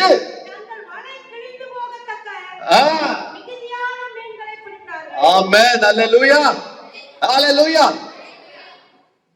ஏற்கனவே இன்னைக்கு இருக்கிற உங்களுடைய இதே நிலைமை உங்க வாழ்க்கையில ஏற்கனவே நடந்திருக்கு. இன்னைக்கு நீங்க கடந்துகிட்டு இருக்கிற அந்த போராட்டம் உங்க வாழ்க்கையில ஏற்கனவே இருந்திருக்கு. அன்னைக்கு அதுல இருந்து உங்களுக்கு தூக்கின்னு வந்தாரு. இன்னைக்கு இருக்கிற இந்த பிரச்சனையில இருந்தா உங்களுக்கு தூக்க மாட்டாரு இவரு. ஹல்லேலூயா. அன்னைக்கு நீ வெறுங்கையா நிக்கும் போது வலை கிழியத்தக்க ஆசீர்வாதத்தை கொடுத்தவரு, இன்னைக்கு நீ வெறுங்கையா நிக்கும் போது மீன்கள் வலை கிழியத்தக்கதாக படகு ஆமிழத்தக்கதான நிலையில உன்னை ஆசீர்வதிப்பாரா ஆசீர்வதிக்க மாட்டாரா? அங்க கவுண்ட் இல்ல, இங்க கவுண்டோட சொல்றாரு 153 பெரிய மீன்கள். யாருக்கு எத்தனை பேருக்கு வேணும் இந்த ஆசீர்வாதம்? God is able to do this. அவரால கூடாத காரியம் அல்ல. அவர் நிச்சயமா இதை செய்ய வல்லவரா இருக்கிறார். இவ்வளத்தையும் கொடுத்துட்டு ஆண்டவர் வந்து ஒரு ஜஸ்ட் காடுங்க, ரொம்ப பெர்ஃபெக்ட்டான காட். இவ்வளத்தையும் கொடுத்துட்டு 10வது வருஷத்தை வாசிங்க. சீமோனுக்கு கூட்டாளியான செபதேயுவின் குமாரனாகிய யாக்கோபும் யோவானும் அந்தபடியே பிரமித்தார்கள். ஐயோ என்னையா இது? அப்பொழுது இயேசு சீமோனை நோக்கி பயப்படாதே. இதுக்கு என்ன அர்த்தம்? உன்னுடைய அனுதின தேவைக்காக பயப்படாத. நீ போராட்டத்தை பார்த்து பயப்படாத. உன் வாழ்க்கையில இருக்கிற குறைவுகளை பார்த்து பயப்படாத. வியாதியை குறிச்சு பயப்படாத. உன் சுத்தி உன்னை எழுத்து நிக்கிறவங்களை பார்த்து பயப்படாத. இனி நான் உன்னை என்ன பண்ண போறேன்? மனுஷர்களை பிடிக்கிறவனா மாத்த போகிறேன். இன்னைக்கு வாய்க்கும் கைக்கும் போராடிக்கிட்டு இருக்கிற ஒண்ணு அநேகரோட வாழ்க்கையின் ஆசீர்வாதத்துக்காக உன்னை நான் மாத்தி நடத்த போகிறேன்னு சொல்லுகிறார். ஹல்லேலூயா. இன்னைக்கு இருக்கிற நிலையை பார்த்து பயப்படாத. உன்னை நான் வேற மாதிரி எடுத்து பயன்படுத்த போகிறேன்னு சொல்றாரு. ஹல்லேலூயா. ஹல்லேலூயா. ஆசீர்வாதம் மாத்திரம் அல்ல, இந்த இடத்துல ஒரு தரிசனத்தை ஆண்டவர் கொடுக்கிறார். உன்னை மனுஷர்களை பிடிக்கிறவனாய் மாற்றுவேன். ஹல்லேலூயா. உங்களை மனுஷர்களை பிடிக்கிறவராக மாற்றுவேன். இது தேவனிடத்திலிருந்து வருகிற அழைப்பு. தேவனிடத்திலிருந்து வருகிற அழைப்பு யாருக்கு? அகஸ்டின் ஜெபகுமாருக்கு. யாருக்கு? மோகன் சி லாசரஸ்க்கு. யாருக்கு? அது மாதிரி வெள்ளை சொக்கா வெள்ளை வேட்டி கட்டிக்கிட்டு இருக்கிறவங்களுக்கு. எங்களுக்கு இல்லை, எங்களுக்கு கிளைகள் இல்லை அப்படின்றீங்களா? That's not my duty. That is not my headache. That is not my pain. That is the pain and problem of the pastors. இல்ல அப்படியா? இந்த கால் யாருக்குங்க? யாருக்கு? பக்கத்துல கேளுங்களேன். யாருக்காக பேசுறாரு? சரி கேளுங்களேன். யாருக்கு? சும்மா எனக்கும் சொல்லிட்டு அப்புறம் நான் மாட்டிக்குவேன். சும்மா இருன்றீங்களா? நீங்க சொன்னாலும் சொல்லலாலும் இது என் மேல் விழுந்த எப்படிங்க? பவுல் நம்மள எஸ்கேப் ஆக கூடாதுன்னு அப்பயே சொல்லிட்டாரு. இது என் மேல் விழுந்த காடாமாய். இதை நான் செய்யலன்னா எனக்கு ஐயோ ஆபத்து வரும்னு அர்த்தம். தேவ ராஜ்யத்திற்கு ஒரு வேலையை செய்யலனா, மனுஷரை பிடிக்கிற வேலையை செய்யலனா உங்களுக்கு எனக்கு என்ன வரும்? அப்பாயின்மெண்ட் அக்செப்ட் பண்ணிக்கோங்க, இல்ல ஆப்பு தான் வரும். ஏபிபி அப்பாயின்மெண்ட், ஏபிபி ஆப்பு. இது ரெண்டுத்துல எது வேணும் டிசைட் பண்ணிக்கோ. ஆமா. சோ இன்னைக்கு நீங்க ஒருவேளை உங்க வாழ்க்கை ஆண்டவரே இப்படி ஒரு தரிசனத்தை நீங்க இன்னைக்கு ஏற்கனவே கொடுத்தீங்க, நான் இழந்துட்டேன்பான்னு இன்னைக்கு ஆவியானவர் உங்களுக்கு இப்ப உணர்த்தி இருப்பாருன்னா, ஐயோ அவர் என்ன கூப்பிட்டாரு, ஏன்னா இதை செய்ய சொன்னாரு, நான் கூட போய் சந்தோஷமா பொறுத்தனாலாம் பொண்ணு மறந்துட்டேனே தோணுதா? ஞாபகம் வருதா? இப்ப சரண்டர் பண்ணுங்க. யார்கிட்டயும் சொல்ல வேண்டாம். உங்க இருதயத்துக்குள்ள சரண்டர் பண்ணுங்க. ஆண்டவரே என் பொறுத்தனை மறந்தேனே, துரோகியா போனேனே, என்ன மன்னிங்க ஆண்டவரேன்னு சொல்லி ஒருவேளை இன்னைக்கு உங்க இருதயத்தை கர்த்தரிடத்துல நீங்க திருப்புவீங்கன்னா ஆண்டவர் திரும்பவும் உங்களுக்கு ஒரு அழைப்பு கொடுக்க வல்லவரா இருக்கிறார். ஹல்லேலூயா, ஹல்லேலூயா, ஹல்லேலூயா. எந்த இடத்துல இருந்து நாம விழுந்தோன்றதை நம்ம உணர்ந்து கொள்வோமானால் தேவன் திரும்பவும் நம்மளை எழுப்பி பயன்படுத்த வல்லவரா இருக்கிறார். ஹல்லேலூயா. God given provision பார்த்துட்டோம், God given vision பார்த்துட்டோம். ஆண்பாய் இருக்கிறாயா என்றார். இவர்களிலும் அதிகமாய் எப்படி கேட்டிருக்கு? இவர்களிலும் அதிகமாய் நீ என்ன நேசிக்கிறியான்னு கேட்டார். ஆங்கில மொழிபெயர்ப்புல ரொம்ப அழகாம இருக்கு. எப்படி இருக்கும்னா இவர்களிலும் இருக்காது, இவைகளிலும் அப்படின்னு இருக்கும். Do you love me more than these அப்படின்னு கேட்டிருப்பார். அப்படின்னா இவர்களில் மாத்திரம் அல்ல, இந்த உலகத்தில் உள்ள எல்லாவற்றை காட்டிலும் நீ என்ன அதிகமா நேசிக்கிறையா? உன் குடும்பத்தை காட்டிலும், உன் வியாபாரத்தை காட்டிலும், உன் தொழிலை காட்டிலும், உன் வேலையை காட்டிலும், உன்னுடைய என்டர்டைன்மெண்ட்டை காட்டிலும், உன்னுடைய ரிலாக்ஸேஷனை காட்டிலும் என்ன அதிகமா நீ நேசிக்கிறியா மகன் சொல்லி கேட்கிறேன். என்ன அதிகமா நேசிக்கிறாயா அவனு சொல்றான். ஆமாண்டவரே, ஆமாண்டவரே. முதல் வாட்டி, இரண்டாவது வாட்டி கேட்கிறார் ஆமாண்டவரே. மூணாவது வாட்டி ரியலைஸ் பண்றான், ஐயோ நான் 3 வாட்டி மறுச்சேன், எனக்கு நினைப்பூட்டும்படி ஆண்டவர் திரும்ப கேள்வி கேட்க, இதுக்கு மேல பண்ண கூடாது, நான் சொல்லி நான் பண்ணதான் ஆண்டவரே அர்ப்பணி, நீர் கொடுத்த தருணத்தை தந்து கொண்டு அவன்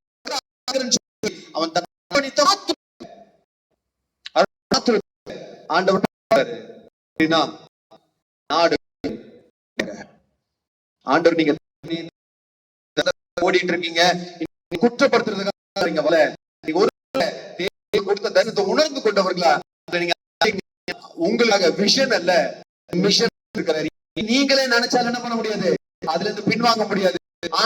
கொண்டு இருக்கிறாரு, நிறைவேற்றுவார். அதாவது அவர் திட்டத்தை நிறைவேற்றும்படி உங்களை பயன்படுத்த ஆவியானவர் இங்க வந்திருக்கிறார். எத்தனை பேர் உங்க வாழ்க்கை அவருக்கு ஒப்பு கொடுக்க ஆயத்தமா இருக்கிறீங்க? அல்லேலூயா. இதுவரைக்கும் எனக்காக வாழ்ந்தது போதும், என் தலைவலி வயிற்று வலிக்காக ஜெபிச்சது போதும், என் கஷ்டத்துக்காக ஜெபிச்சது போதும், என் ஆண்டவர் எனக்கு கொடுத்த தரிசனத்தை இழந்துட்டேன், இனி நான் விட மாட்டேன், நான் அவருக்காக போறேன்னு சொல்றவங்க மாத்திரம், உங்க இருதயத்துல ஒரு தீர்மானத்தை எடுத்தவங்க மாத்திரம், அவங்கள மாத்திரம் தான் ஆண்டவர் பயன்படுத்த முடியும். அல்லேலூயா. எத்தனை பேரு நீங்க உங்களை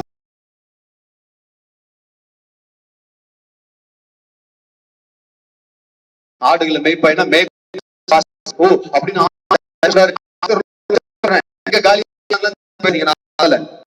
பெரிய பிரசங்கம் ஜாலிய பிரசங்கம் மாட்டார். அப்புறம் முடிச்சாரு, சொல்லல, ஒவ்வொருக்கும் மேய்ப்பன் தான், மேய்ப்பன் தான். எப்படி இருக்கிற தினமும் நான் மேய்க்க ஆத்துமாக்களை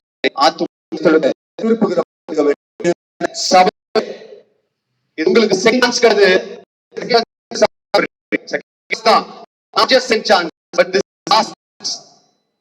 இது 2வது வாய்ப்பு, இதுதான் கடைசி என்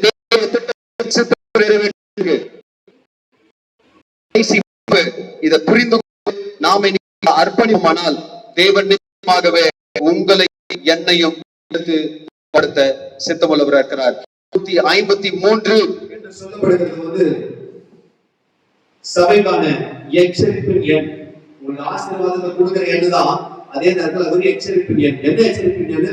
உங்களுக்கு ஒரு லாஸ்ட் சான்ஸ் கொடுக்க போறேன், உங்களுக்கு ஒரு கடைசி வாய்ப்பு கொடுக்க போறேன். இப்போ மனம் திரும்பி என் வேலையை பண்ண ஆரம்பிக்கலன்னா நான் பாட்டுக்கு என் வேலையை பார்த்துட்டு போயிட்டு இருக்க மகனே, நீ காலையிலே இருக்க வேண்டியதான் கடைசி வரைக்கும். எந்த கடைசி வரைக்கும்? எந்த கடைசி வரைக்கும்? என் ஜீவன் இருக்கிற வரைக்கும் மாத்திரம் அல்ல, என் ஜீவனுக்கு பின்னாடியே நான் கதறி கொண்டே இருக்கணும். ஐயோ எரியுதே, ஐயோ எரியுதே, ஐயோ எரியுதே. கத்தாரா சும்மாரு, ஐயோ முடியல எரியுதே. ஏன் சும்மா அந்த ஊர்ல சுத்திட்டு இருக்கும் போதெல்லாம் ஜாலியா இருந்தல, ஆத்துமாவை எப்ப சொன்ன பண்ணல, பாவத்தை திரும்பல, இப்ப எரியதா செய்யும் அப்படின்னு பக்கத்துல இருக்குன்னு சொல்லுவாங்க. எத்தனை பேருக்கு இந்த டைலாக் கேட்கணும்னு ஆசையா இருக்கு? வேணுமா? ஒரு சில பேர் என்ன எப்படி நம்ம பாருங்க, மகனா இன்னொரு வாட்டி நீ வர தெரிஞ்ச நான் சர்ச்சுக்கு வர மாட்டேன். பாஸ்டர் நாமெல்லாம் சர்ச்சுக்கு வரணும்னா இந்த பையன் நீங்க வர சொல்லாதீங்க அப்படின்லாம் சொன்னீங்கன்னாலும் பரவாயில்ல, இன்னொரு வாட்டி நான் வரலனாலும் கவலை பண்ண மாட்டேன். இன்னைக்கு என் ஆண்டவர் சொன்னதை உங்ககிட்ட சொல்லியாச்சு. நான் எஸ்கேப் ஆயிடுவேன், நீங்க எஸ்கேப் ஆக முடியாது, ஓடவும் முடியாது, ஓடியவும் முடியாது. தவறாம பாக்குறவங்க தான் இருக்கீங்க பாருங்க. சரி, எழுதி வச்சிருக்கேன். நகைச்சுவையோட இடத்துல சில காரியங்களை பகிர்ந்திருந்தாலும் அதுக்குள்ள இருக்கிற அந்த சாராம்சம் பாவம். யாருடைய பாவம்? என் ஆண்டவருடைய இருதயத்தின் குமரல். ஐயோ என் ஜனங்கள் அறிவு நாமையினாலே சங்காரமாகி கொண்டிருக்கிறார்களே, யாரை நான் அனுப்புவேன், யார் நமது காரியமாக போவார்? இந்த திருநன்ற ஒரு பகுதியில இன்னொரு லட்சம் இல்லாம இருக்கு. சபைகள் நிறைய இருக்கு, ஆனா ஆத்துமாக்கள் நிறைய இல்ல. சபைகள் நிறைய இருக்கு, ஆனா சபைகள்ல ஆத்துமாக்கள் இல்ல. எத்தனை பேர் நீங்க ரொம்ப வருஷமா வரீங்க இந்த சர்ச்? மாட்டீங்க படிங்க. அதெல்லாம் எல்லாம் பிளான் பண்ணலாம், ஆவியால கேட்க சொல்றது அதெல்லாம் கேட்கறாங்க. எத்தனை பேரு 10 வருஷமா இந்த சர்ச்சுக்கு வரீங்க?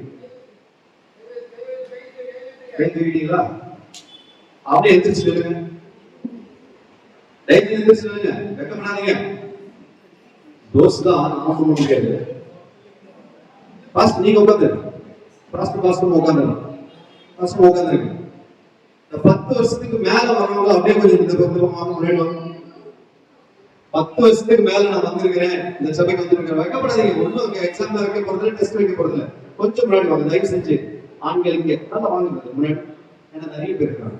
வாங்க சகோதரிகள் அந்த பக்கம், சகோதரிகள் இப்படி வந்துருக்கீங்களா? கீழே இருக்கிறவங்க இங்க இருக்கிறீங்க இல்லையா? 10 வருஷத்துக்கு கீழே இருக்கிறவங்க எத்தனை பேர் இருக்கீங்க? இதுல ஒரு 10 பேரா? 15 பேர். இப்படி வாங்க, ஆரம்பம் தான் இங்க வர சொல்லுவாங்க. சகோதரிகளை பின்னாடி வாங்க. வந்துட்டீங்களா?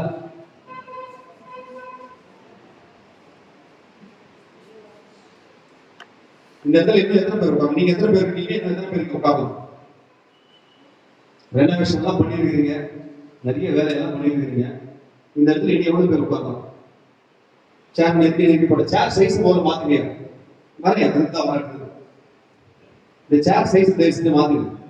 ரொம்ப கம்ஃபர்டபுளான சேரை போட்டு வச்சிருக்கீங்க, அப்படியெல்லாம் இருக்க கூடாது. உட்கார்ந்தா இங்கு போலிக்கணும், அந்த மாதிரி சேரை போடுறாங்க. அங்க இருப்பாங்க. எனக்கு ஆத்மா நிறைய வேணும் சபையில. நான் கம்ஃபர்டபுளா உட்காந்து சேர் அரைக்கிறதுக்கு, சீட்டை தேய்க்கிறதுக்காக உங்களுக்கு சேரு கண்டிப்பா கிடையாது. நீங்க 5 மணி நேரம் ஆராதனை நடத்துறீங்களா? 5 மணி நேரம் நடத்துறீங்க? சர்ச்சில் 5 மணி நேரம் ஆராதனை நடக்குதா? 5 மணி நேரம் ஆராதனை நடக்குதா? அப்படி இருக்கு இந்த மாதிரி சேர் உங்களுக்கு. ரைட்? நான் கேட்கறதுக்குலாம் காரணம் இருக்கு. நீங்க திட்டாலும் திட்டிக்கோங்க, அது எனக்கு கவலை இல்லை. ஏன் இந்த சேர் வேண்டாம்னா, இந்த சேர் போட்ட இடத்துல அந்த மாதிரி 7-8 சேர் போட்டுக்கலாம் போல. அப்ப எனக்கு ஒரு 4 ஆத்மா எக்ஸ்ட்ரா கிடையாது. ஆமாவா? ஆண்டு நம்ம ஒரு பிசினஸ் வச்சுக்கிறதுனால கூட அந்த மாதிரி கொஞ்சம் வேலை செய்யும். அதெல்லாம் கிடைக்காது. இந்த இடத்துல நீங்க போட்டுக்கிற இவ்வளவு சேர் இடத்துல இன்னொரு 25-30 ஆத்மா உட்கார்றதுக்கு சேர் போட முடியுமா? முடியாதுங்க. நீங்க சேர் போடுறீங்க. இந்த சர்ச்சில் சேர் போட்டு அரேஞ்ச் பண்றது யாரு? வாங்க சிஸ்டர் முன்னாடி வாங்க. வேற யாரும் வெயிட் பண்ணிக்கிறீங்க? வாங்க பார்த்து வாங்க சார். அங்கே பிரதர்ஸ், நான் வந்து ஃபர்ஸ்ட் ஊழிய ஆரம்பிக்கிறது எங்க சர்ச்சில் சேர் போடுற ஊழியத்தை தான் ஆரம்பிச்சேன். நிறைய பேருக்கு கிளீன் பண்றது, கக்கூஸ் கழுவுறது, இந்த வேலையை தான் முதல் ஆரம்பிச்சோம் சர்ச்சில். சரிங்களா? சரி, இந்த சேர் போடுற உங்களுக்கு தெரியல. இந்த சேரை விட எக்ஸ்ட்ரா சேர் இங்க போட முடியுமா? முடியாது. அந்த சின்ன சேர் போட போடலாமா? எத்தனை எக்ஸ்ட்ரா நார்மலா எத்தனை சேர் போடுறீங்க? அது எத்தனை டோட்டல் எத்தனை? 40-45 இருக்கும். அந்த சேர் போட எத்தனை போடலாம்? 60 வரைக்கும் போடலாமா? 70 வரைக்கும் போடலாமா? Super, very good. அப்படியே கொஞ்சம் மேல பாத்தீங்களா? தெரியுதா? எல்லாரும் மேல தெரியுதா? அங்க எவ்வளவு சேர் போடலாம்? 100 போட்டலாமா? 100 கீழே ஒரு 100, ஒரு 200 ஆத்மா உட்காந்து நீங்க இடம் இருக்கு அந்த சர்ச்சில். தாழ்மையோடு உங்க எல்லாருக்கும் கேட்டுக்கிறேன், ப்ளீஸ் தாராளமாக போட்டாங்க. தாழ்மையோடு கேட்கிறேன். தேங்க்யூ. நீங்க அத்தனை பேரும் இணங்கி முன்னாடி வந்ததுக்காக நன்றி. எத்தனை பேருக்கு உட்காருவாங்க? உங்க கணக்கு படி, என் கணக்கு படி இல்ல. எத்தனை பேர் உட்காரலாம்? எவ்வளவு பேர் உட்கார்றதுக்கு நான் ஒரு இடத்தை கொடுத்துட்டாரு. ஆத்மாக்கள் எங்க போறது? ஆத்மாக்கள் எங்க போறது? இவ்வளவு பேர் இந்த இடத்துல வந்துட்டா இந்த இடம் எப்படிப்பட்ட ஸ்தலமா இருக்கும் சொல்லுங்க. ஆராதனை அப்படி நடக்கும். நான் இங்க இருக்கிறத விட டபுளா இருக்கணும்னு சொல்றேன். 200 எனக்கு 500 பேருக்கு இந்த சர்ச்சில் மெம்பர் ஆகணும். எத்தனை பேருக்கு அந்த ஆசை? ஐயா, உங்களோட டார்கெட் என்ன? கோல், சோல். எத்தனை ஆத்மாக்கள் வேணும் உங்களுக்கு சபையில? எத்தனை குடும்பம் வேணும்? 1000 அப்ப அப்படி ஒரு சின்ன கேல்குலேஷன் போடுவோம். 200 1000 வச்சு நம்ம குறைஞ்சது அப்படின்னா எத்தனை சர்வீஸ் நடத்துவீங்க? 5 சர்வீஸ் நடத்தும். எத்தனை சர்வீஸ் நடத்தும்? சும்மா வாயில வட சொல்லிட்டு போயிடுறா. சரி, இதோட அடுத்த வருஷம் வருங்க, எத்தனை வருஷம் கழிச்சு வருங்க எனக்கு தெரியாதுன்னு அதனாலதான் போட்டுட்டு போயிடுறேன். நிறைய போட்டுட்டு போயிடுறேன். நான் நம்புறேன், நான் கட்டுக்கதை பேசுறேன், தேவ ஆவியானவர் உங்ககிட்ட பேசிட்டு நம்புறேன். இன்னைக்கு இந்த விதையா இதை அத்தனை பேர் எடுத்துக்கொண்டீங்கன்னா நான் சொல்றீங்க 4-5 சர்வீஸ் 200-250 ஆத்மாக்கள் உட்காருபடியா இந்த இடத்த ஆண்டவர் மாத்த வளர்கிறாரு. கேட்கும்போது சந்தோஷமா இருந்துச்சா? எத்தனை பேரால் இந்த தரிசனத்தை பார்க்க முடியுது? ஒரு சர்வீஸ் முடிச்சு அடுத்த சர்வீஸ், ஒரு சர்வீஸ் முடிச்சு அடுத்த சர்வீஸ், ஒரு சர்வீஸ் முடிச்சு அடுத்த சர்வீஸ். 1 மணி 1:30 மணிக்கு தான் சர்வீஸ் முடியும். அப்புறம் ஈவினிங் ஒரு 2 சர்வீஸ். எப்படி இருக்கும் கொஞ்சம் யோசிச்சு பாருங்க. இல்ல இந்த இடம் வந்து லேண்ட்மார்க்கா மாறிடும். இந்த இடம் எப்படி மாறிடும்? Apostolic Christian church. எங்க போ உங்க வீடு எங்க இருக்கு? அப்ப அது எங்க இருக்கு? அந்த ஏசிசி ஒரு சர்ச் இருக்குங்க, அங்கதாங்க. அப்படி ஒரு லேண்ட்மார்க்கா இந்த இடத்த ஆட மாத்த வல்லவரா இருக்காரு. இங்க இருக்கிற சுத்தி இருக்கிற விக்கிரகங்கள்லாம் நடுங்கிடும். இங்க சுத்தி இருக்கிற விக்கிரகங்கள்லாம் ஆட்டோமேட்டிக்கா துண்டமான துணியாக ஓடிடும். அல்லேலூயா. இந்த எல்லை கர்த்தருக்கு சொந்தமாய் மாறும். எப்போங்க? எல்லாம் கேட்க சூப்பரா இருந்துச்சுங்க. அப்படியே ஏஜி சர்ச்சை பாக்குற மாதிரி. ஏஜி சர்ச்சை ரொம்ப பெருசா சொல்லணுன்றதுக்காக சொல்லல. அங்க வர கூட்டம் ஆத்துமாக்கள் தானே, ஆத்துமாக்கள் தானே. அதே மாதிரி என் சபையில் அவ்வளவு ஆத்துமாக்கள் வந்தா எப்படி இருக்கும்? நல்லா இருக்கும்ல, நல்லா இருக்குதுன்னு. அப்படி வரணும்னா பாஸ்டர் மட்டும் நின்று நொண்டி வச்சுட்டே நல்ல வேலைக்கே வரும். பாஸ்டர்மாவும் பாஸ்டர் என்ன பண்றாங்க? என்ன பண்றீங்க நீங்க? 1 2 ஒரு ஆணி பிடிக்க முடியும். அப்ப இந்த இடத்துல ஆத்மாக்கள் நிரம்புனா யாரு கூட சேர்ந்து யாரு கூட சேரணும்? மேய்ப்பன் மேய்க்கதான் முடியும். குட்டி ஆடலதான் போகும். கரெக்டா? யாரு நீங்க யார் மேய்ப்பனா ஆடல? நாங்க மேய்ப்பன் நீங்க சொன்னீங்க, நாங்க மேய்ப்பன் அப்படின்னு. அவர் மேய்ப்பனா இருக்கும், நீங்க நான் யாரு? தயவு செஞ்சு சொல்றேன், என்ன போல எத்தனையோ மார்பாடிங்க ரட்சிக்கப்படாம இந்த ஏரியாவில் சுத்திட்டு இருக்கலாம். என்ன போல எத்தனையோ கர்த்தரை அறியாம கண்ணீரோட வேதனையோட இருக்கிற எத்தனையோ பேர் உங்களை சுத்தி இருக்கலாம். இன்னைக்கு நாம ஒரு தீர்மானத்தோட இங்க போவோமா? கடைசி நாட்கள் நின்று கொண்டு இருக்கிறோம். இனி காலம் செல்லாது. அந்த ஐஸ்வர்யவான் நரகத்தில் எரிஞ்சுக்கிட்டே இருக்கிறான். ஐயோ என்னையே தாங்க முடியலையே, எனக்கு சுட்டு தண்ணி கொடுக்கல. அப்புறம் சொல்றாரு, மகனே விடுதலை இருக்கு, நான் வர முடியாது, நீயும் வர முடியாது. ஐயோ அப்படின்னா இங்க எனக்கு விடுதலை கிடையாது, கிடையாது. உலகத்துல சுகபோகமா வாழ்ந்தல, இனி நீ அங்கதான் இருக்கணும். ஆத்மாக்களை குறிச்சு கவலை இல்லாம, கஷ்டம் இல்லாம, உதவி செய்யாம நீ பாட்டுக்கு ஜாலியா வாழ்ந்தல, உன்னுடைய இனி வாழ்க்கை முழுக்க நீ வந்து நரகத்துலதான் இருக்கணும். அப்ப இதுல எனக்கு விடுதலை கிடையாதா? கிடையாது மகனே. உடனே ஐஸ்வர்யவான் காதலி எழுந்து, அப்படியானால் என் தகப்பனாகிய ஆபிரகாமே, பூமியிலே எனக்கு 5 சகோதரர்கள் உண்டு. பூமியில் 5 சகோதரர்கள் உண்டு. அவர்களும் இந்த கொடுமையான இடத்துக்கு வராதபடிக்கு யாரையாவது அச்சு கொஞ்சம் சுவிதேசம் சொல்லிருங்க. யாரையாவது அச்சு ஆத்மாக்கள் ஆதாயம் பண்ணிடுங்க. இந்த ரொம்ப மோசமா இருக்கிற இடம், என் குடும்ப மக்கள், என் நண்பர்கள், என் உறவுகள் இந்த இடத்துக்கு வர வேண்டாம். இதுதான் ஐஸ்வர்யவானுடைய லாஸ்ட் பிரேயர். வாழ்க்கை ஃபுல்லா ஜெபிக்கலங்க அவன். கடைசியா நரகத்துல பண்ண ஜெபம் தான், என் குடும்பம் ரட்சிக்கப்பட வேண்டும், என் மக்கள் ரட்சிக்கப்பட வேண்டும். நரகத்திலேயே ஒருத்தனா அப்படி ஜெபம் பண்ண முடியும்னா, நீங்க இருக்கிற நீங்களும் நானும் எவ்வளவு அதிகமாய் பிரயாசப்பட வேண்டும், எவ்வளவு அதிகமாய் பிரயாசப்பட வேண்டும். என்னுடைய பகுதி மக்கள் நீங்களும் நானும் வஸ்து கொண்டு இருக்கிற இடத்துல இருக்கிற ஒரு கூட்டத்தை கர்த்தருக்கு திருப்புவதற்கு நீங்கள் நானும் ஒரு தீர்மானம் எடுத்தவர்களாக போவோம். நான் சொல்றேன், God will provide. உங்களுக்கு தேவையானதை உங்களுக்கு கொடுக்க அவர் வல்லவர். உங்களுக்கு கொடுத்த தரிசனத்தை இழந்து போயிருப்பீங்கன்னா, அந்த தரிசனத்தை மீண்டுமாய் நினைப்பூட்டி, அதை அனல் மூட்டி தேவனுடைய ராஜ்யத்துக்குரிய வேலைகளை செய்யும்படி நீங்க இருந்து ஒவ்வொருவரும் புறப்பட்டு போவோம்னா, தேவன் நம்மை ஆசீர்வதிப்பார். நம்மை கொண்டு இந்த புறஜாதி ஜனங்களையும் ஆசீர்வதிப்பார். எத்தனை பேரு நான் பரலோகத்துக்கு வெறுங்கையா வரணும்னு ஆசைப்படுறேன்? வெறுங்கையோட நான் பரலோகத்துக்குள்ள போயிடுவேன். எத்தனை பேரு ரொம்ப பயங்கரமான ஒரு நம்பிக்கை வச்சிருக்கிறீங்க? வேலைக்கே ஆகும், வேலைக்கே ஆகும். பரலோகத்துக்குள்ள போகணும்னா ஒரு கூட்ட மக்கள் நீங்க நான் ஆதாயப்படுத்தலாம்.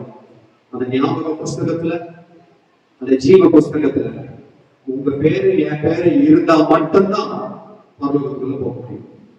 எப்போ? ஒரு கூட்டாத்துமா, ஒரு கூட்டாத்துமா. திருநன்ற ஊர் உங்களுடைய பொறுப்பு, திருநன்ற ஊர் உங்களுடைய பொறுப்பு, உங்க மேல விழுந்த கடமை. வீட்டுக்கு போய் வாசிக்க எசேக்கியேல் 3ஆம் அதிகாரத்துல 17-21 வாசிச்சு பாருங்க.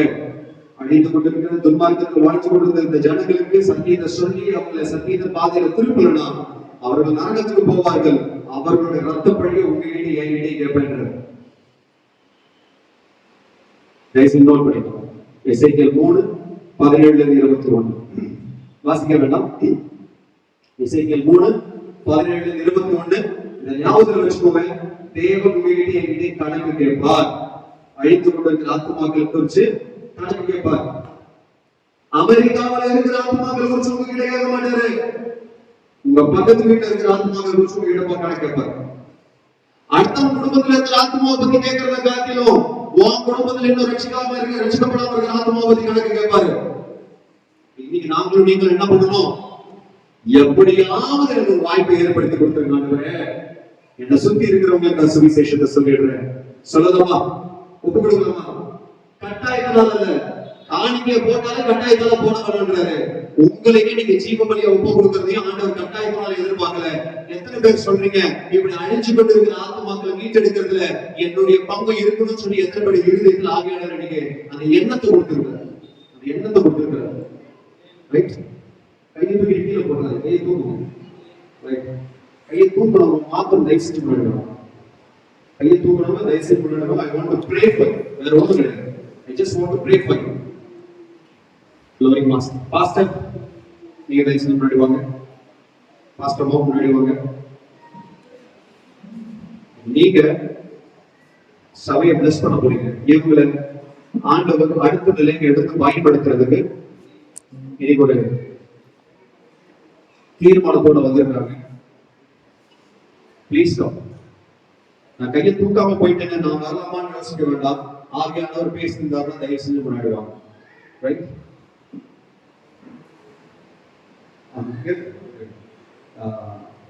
இங்க இருக்கவங்க ஃபுல் டைம் மினிஸ்ட்ரி கூப்பிடல. தயவு செஞ்சு அதை புரிஞ்சுக்கோங்க. ஐயோ இவங்க நாளைக்கு ஃபுல் டைம் மினிஸ்ட்ரி போயிருக்குமா, வேலையை விட்டு போயிருக்குமா, அதுக்காக இங்க கூப்பிடல. நீங்க வேலை செய்யற இடத்துல, உங்க குடும்பத்துல, நீங்க இருக்கிற பகுதியில தேவனுக்கு என்று நீங்க சாட்சிகளா இருக்கணும். சாட்சிகளா ஏன் ஆண்டவர் உண்மை என்ன தெரிஞ்சுக்கொண்டார்? நீங்க வீட்டுக்கு போய் ஏசாயா 43வது அதிகாரத்தை எடுத்து வாசி பாத்தீங்கன்னா 3 காரியத்தை நான் சொல்லி முடிக்கிறேன்.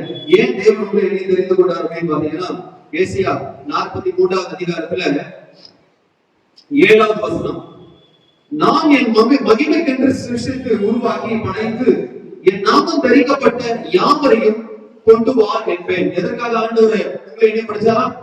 அவரை மகிமைப்படுத்தும்படியாக உங்களை என்ன படிச்சிருக்கிறாரு.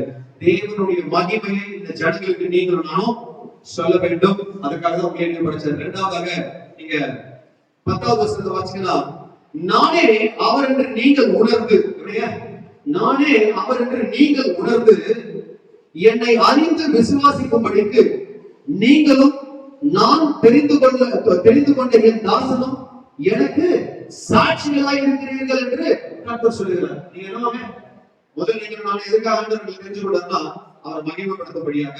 இரண்டாவது உங்களை எதுக்காக தெரிஞ்சு கொண்டார்னா நீங்கள் நான் அவருக்கு சாட்சிகளா இருக்கும்படியா. சாட்சியா இருக்கும். எங்கெங்கெல்லாம் வாய்ப்பு கிடைக்கிறத சாட்சி சொல்லுங்க. என்ன பெரிய ஆலயத்துல கூப்பிட்டாலும் சாட்சி சொல்லுவேன். என்ன எந்த பட்டிக்காட்டுல கூப்பிட்டாலும் போய் என்ன சாட்சியை முழுசா சொல்லுவேன். ரோட்ல ஒரு கட்டியை கட்டிட்டு பிரதர் இங்க வந்து என்ன சாட்சி சொல்லணும்னு சொன்னாலும் அங்கேயே சாட்சி சொல்லிடுவேன். நீங்கள் நான் சாட்சி சொல்லுகிறவர்களை மாத்திரமல்ல, சாட்சியை வாடுகிறவர்களா இருக்க வேண்டும்.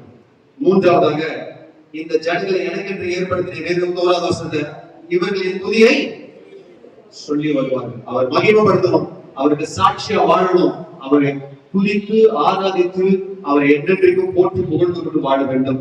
ஒரு கூட்டத்தை இந்த பகுதியில நீங்களும் நாங்க கொண்டு வரணும்னா நாம் அத்தனை பேருக்கு மிஷனரியா மாறணும். யார் நீங்க விசுவாசி, சம விசுவாசியா இருக்கீங்களோ உங்களை பார்த்து சொல்றேன், இனிமே you are no more believer. Believer முடிஞ்சு போச்சு. இப்ப அடுத்து என்ன ஆயிரணும்? மிஷனரியா மாறிடுங்க, சீஷர்களா மாறிடுங்க. we want disciples. சீஷர்களை பார்த்து ஆண்டவர் புறப்பட்டு போன்றாரு. சீஷன் இல்லாதவங்க கிட்ட ஆண்டவரால் ஒரு பொறுப்பையும் கொடுக்க முடியாது. எத்தனை பேர் நீங்க சீஷனா இருக்க விரும்புறீங்க?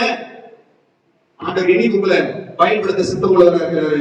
உங்க பகுதி உங்க கையில, உங்க பகுதி உங்க கையில, உங்க குடும்பம் உங்களை சுத்தி இருக்கிறவங்க உங்க கையில. உங்களை கொண்டுதான் அந்த ஆத்மாக்கள் ரட்சிக்கப்பட போகிற இந்த ஆலயத்தை உங்களை கொண்டு அந்த ஆத்மாக்களை நிரப்ப போகிறார். ஹல்லேலூயா. ஜெபிக்கலாமா? கண்களை மூடி ஜெபிக்கலாமா? Praise God, praise God, praise God. நான் இங்க வந்து நிக்கிறவங்களுக்கு மாத்திரம் அல்ல, இங்க வராம உட்கார்ந்து கொண்டு இருக்கிறவங்களும் ஏதோ மனசுக்குள்ள ஒரு சின்ன நெருடல், இல்லைன்னா எதுக்கு கொஞ்சம் வெயிட் பண்ணுவோமே, என்ன நடக்குது பார்க்கலாமே அப்படின்னு இருப்பீங்கன்னா உங்களுக்கும் சேர்த்து தான் ஜெபிக்கப்படும். உங்களையும் ஆண்டவர் எடுத்து பயன்படுத்ததான் போறாங்க. க்ளோரி. எல்லாரும் கண்களை கொடுங்க, எல்லாரும் கண்களை கொடுங்க. Glory Master Jesus. Glory Master Jesus.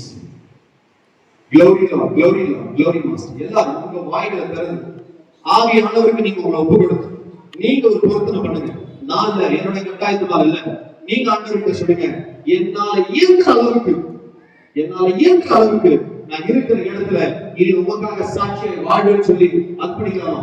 ஏன்னா நீங்க ஜெபம் பண்ண போறீங்க, நான் ஜெபம் பண்ண போறது, நான் கடைசியா உங்களை பிளஸ் பண்ண போறேன். வாயில இருந்து நீங்க திருவிருந்து எடுக்கிறதுக்கு முன்பதாக ஒரு அர்ப்பணிப்போட நம்ம உள்ள போலாமா? அர்ப்பணிப்போட, ஆண்டவரே எனக்காக ரத்தம் சிந்தினீரே, பாவியாக இருந்த என்னை மீட்டு கொண்டீரே, எனக்காக இவ்வளவு பெரிய காரியத்தை செய்வீரப்பா, உமக்காக நான் என்ன செய்ய வேண்டும் கேட்கலாமா? ஆண்டவரே உமக்காக என்ன செய்ய ஆண்டவரே, என்னை எங்க பயன்படுத்த விரும்புறீங்க, என்ன செய்ய சொல்றீங்க, நான் செய்ய ரெடி, இதோ நான் ஆயத்தம் என்று சொல்லி அர்ப்பணிக்கலாமா? Hallelujah. Glory Master Jesus. Glory Lord Jesus. இயேசுவும் தனக்காய் வாழாமல் அவர் நமக்காய் தானே வாழ்ந்தாரே. இயேசுவும் தனக்காய் வாழாமல் அவர் நமக்காய் தானே வாழ்ந்தாரே. உயிராம் கூட நமக்கு தந்தாரே, இதற்கு பதிலாய் என்ன செய்வோமே? நாம் வாழ்ந்திடுவோம் இயேசுவுக்காய் வாழ்ந்த நாட்களெல்லாம் இயேசுவுக்காய் வாழ்வோம்.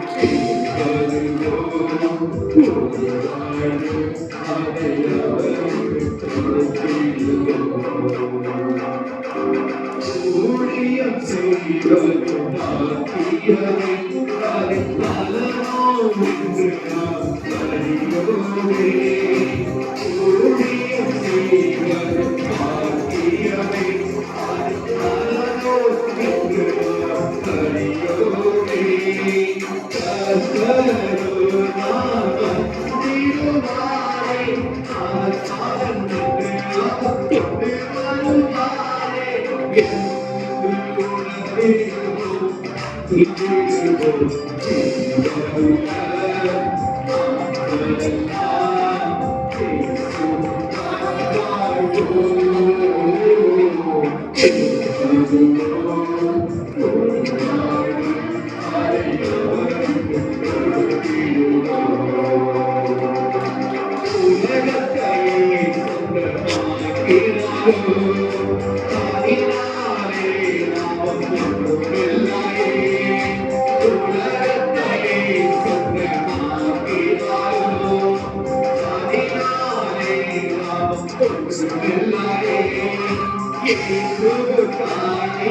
என்னை செய்தாயோ அதே உனக்கு உதவியும் என்று உடைத்திடுவோம்.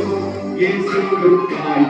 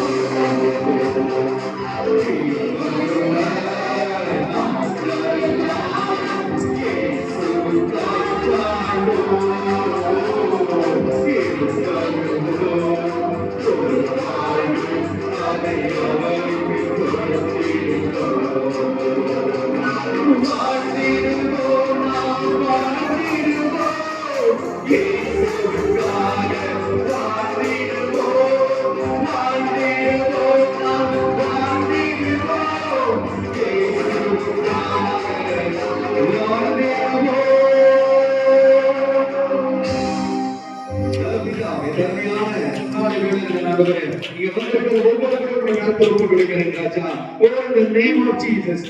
யாரை நான் அனுப்புவேன், யார் நமது காரியமாய் போனார் என்ற உங்களுடைய அந்த தகப்பனை அந்த வேதனை இருதயத்தை பாரம் இன்றைக்கும் எங்கள் காரியங்களை கவனித்துக் கொண்டிருக்கிறது ராஜா.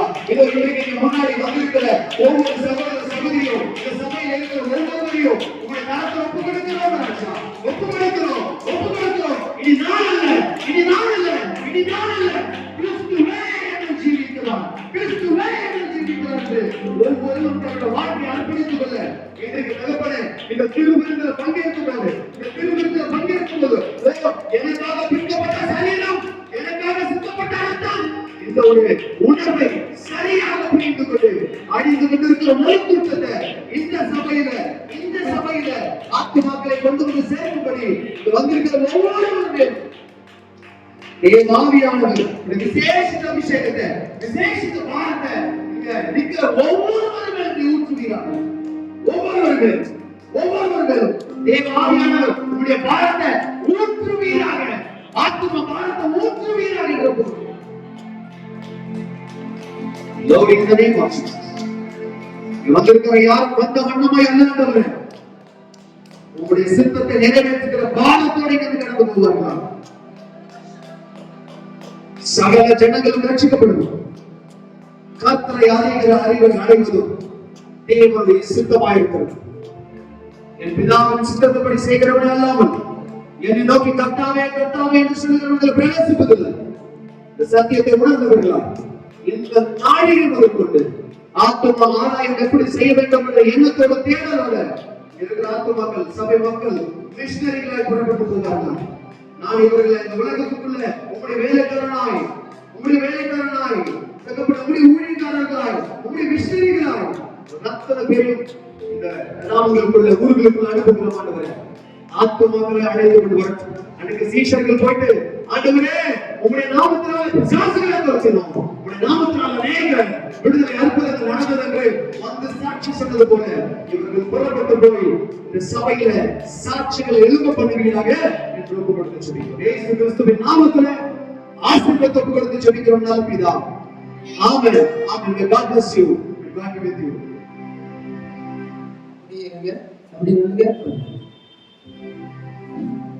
இந்த நாளிலே இடத்தில் ஆராதனை 9 மணிக்கு சரியாக ஆரம்பிக்கும்படி நான்